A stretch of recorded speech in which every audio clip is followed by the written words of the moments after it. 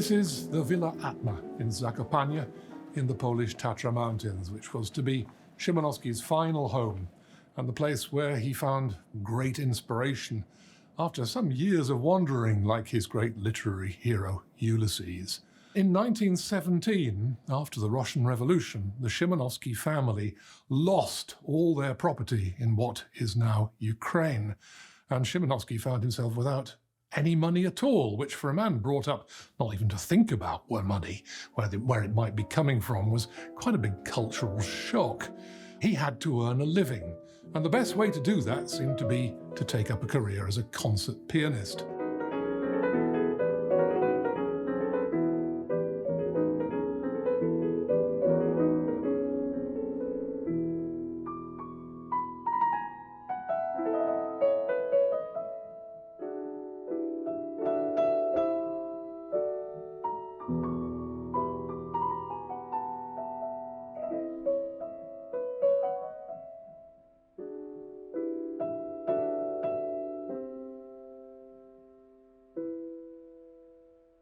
Szymanowski wasn't an outstanding pianist. He was a very good pianist. He used to perform his own works in slightly simplified versions.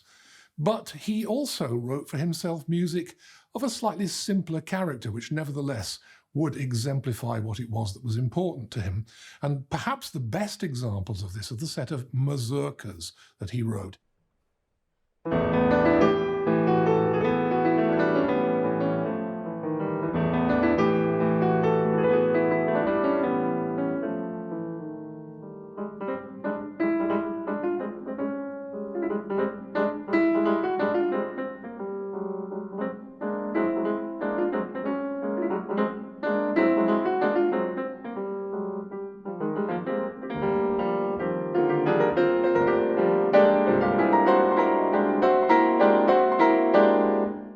Interesting, while he was still a young man growing up in Tymaszowska, the first form he turned to was a form that Chopin had made very much his own, the prelude. And now, looking for a new home, he turned again to a form that Chopin had made very much his own, the mazurka, based on a typically central Polish folk dance.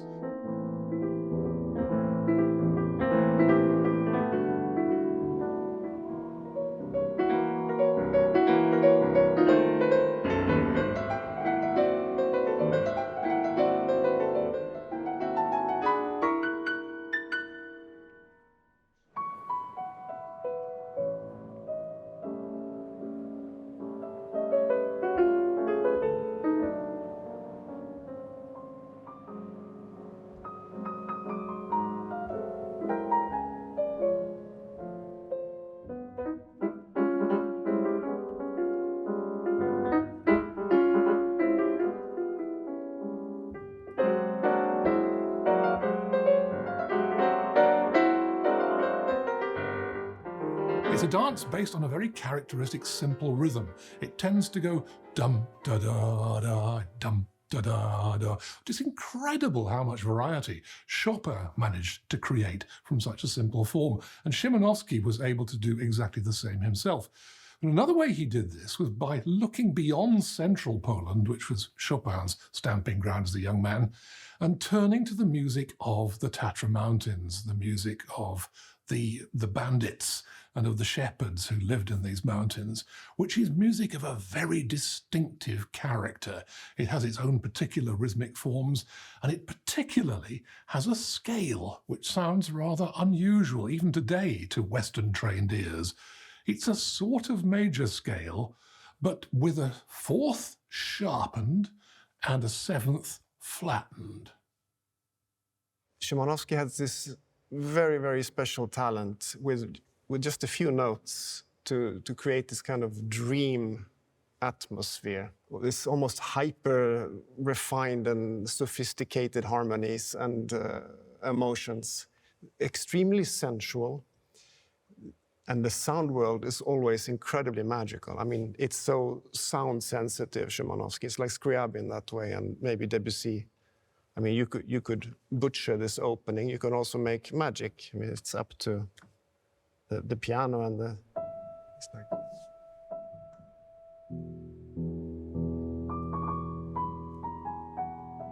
this effect over this song. It's not here, you kind of hear it. Is it a dream? Is it real? It's definitely far away somewhere.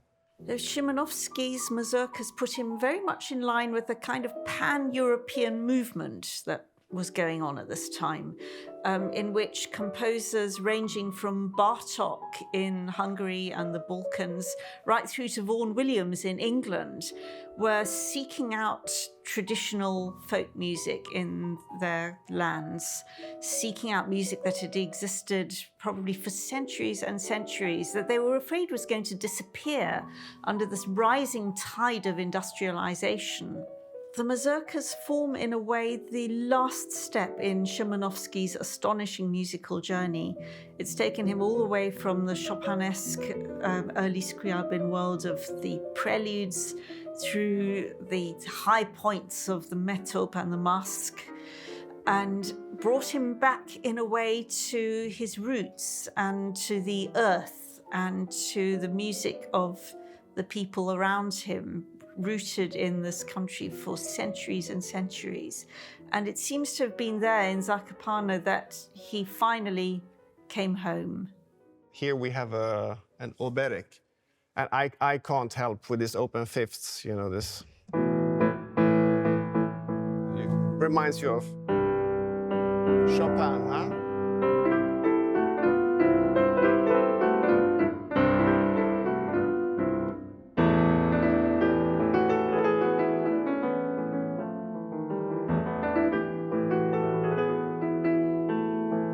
And here, of course, Szymanowski's harmonic talent is wonderful. How he can mix such simple harmonies with such complicated harmonies. It's always double layered somehow. Not only was the folk music of the Tatra Mountains distinctive in terms of its scales, its modes, and its rhythmic character, it also did something which is quite unusual in Western folk music. It introduced polyphony. And as you can imagine, for a composer, this was an absolute gift.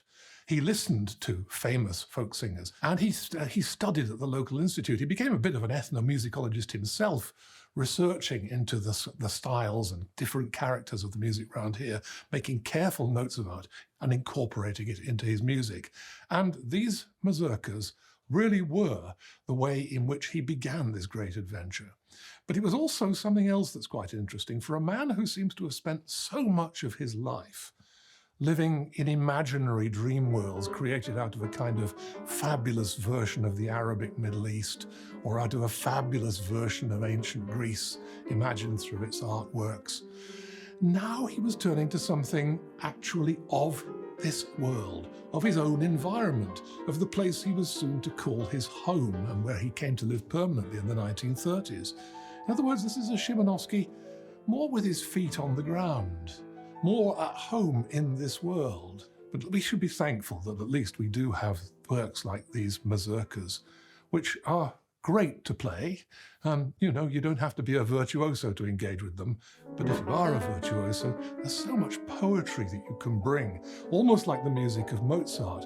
Even when it seems simple, it actually demands great subtlety and great expertise of the player.